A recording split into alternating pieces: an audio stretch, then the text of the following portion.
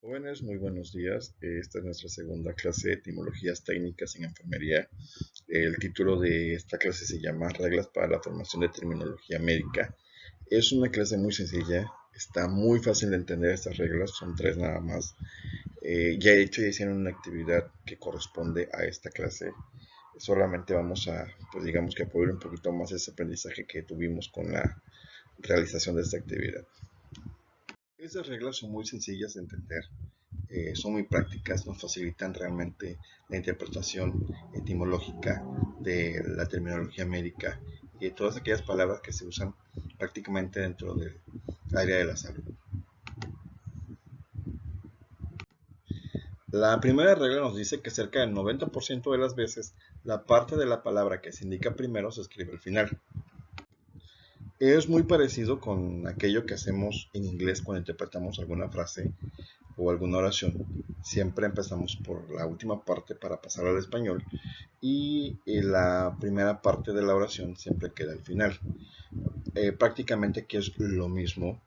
Vamos a dividir nuestra palabra o nuestra terminología médica en dos partes o en tres partes dependiendo de la regla que vamos a aplicar.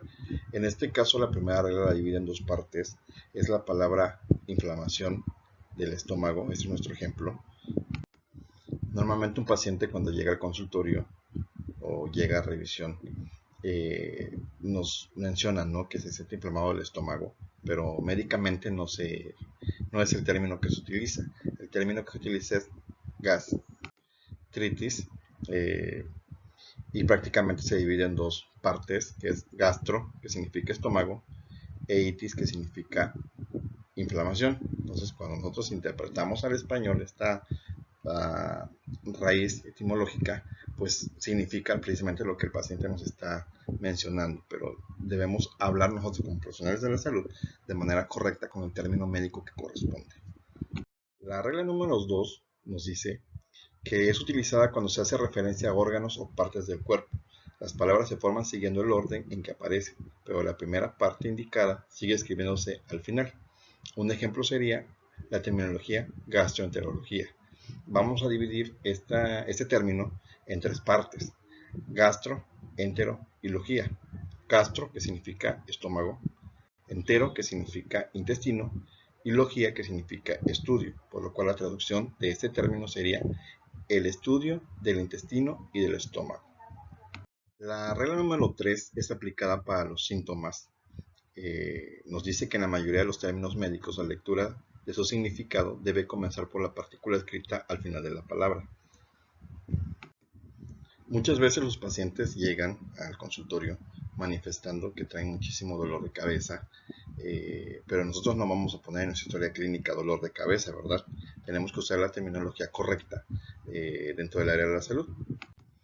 El término correcto utilizado para este síntoma es celafalgia, que se divide en dos partes: celaf y algia. Celaf, que significa cabeza, y algia, que significa dolor.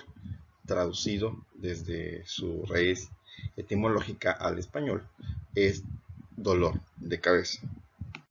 Si se dan cuenta, las tres reglas están muy sencillas de entender. La primera es aplicada para describir signos, la segunda es aplicada para describir estudios de diagnóstico o especialidades, y la tercera es aplicada para describir síntomas de enfermedades. Bueno, dicho lo anterior, podemos proceder a nuestra siguiente actividad. Esta actividad número 3. En ella deben realizar una lista de 30 términos médicos con el sufijo itis y 30 términos médicos con el sufijo algia.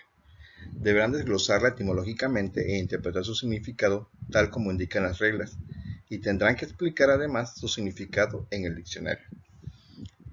El trabajo debe tener una hoja de presentación con los logotipos del OPAP y de la Secretaría de Educación de Veracruz, el nombre de la asignatura, el nombre de la actividad. El nombre de la actividad, les recuerdo que es reglas para la formación de terminología médica, el nombre del alumno, el nombre del docente y la fecha de entrega.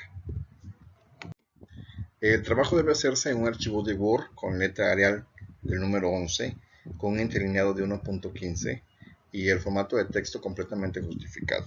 La fecha límite de entrega es el sábado 11 de abril a las 11:59 de la mañana. Si alguien tuviera su actividad antes de esa fecha, será bien recibida, y me facilitaría a mí el calificar un poco más rápido las actividades. Bueno, jóvenes, les agradezco la atención prestada. Esta actividad está muy sencilla, al igual que esa asignatura está muy fácil, solamente es de leer eh, pues algo y saber interpretar las raíces etimológicas para poder saber cuál es el significado en español, eh, interpretar lo que muchas veces el paciente nos menciona y poderlo plasmar en un informe o una historia clínica con los términos médicos que le corresponden. Yo les deseo un muy buen fin de semana, espero que nos sigamos resguardando en nuestros hogares siguiendo los protocolos de emergencia sanitaria. Que tengan un muy feliz sábado.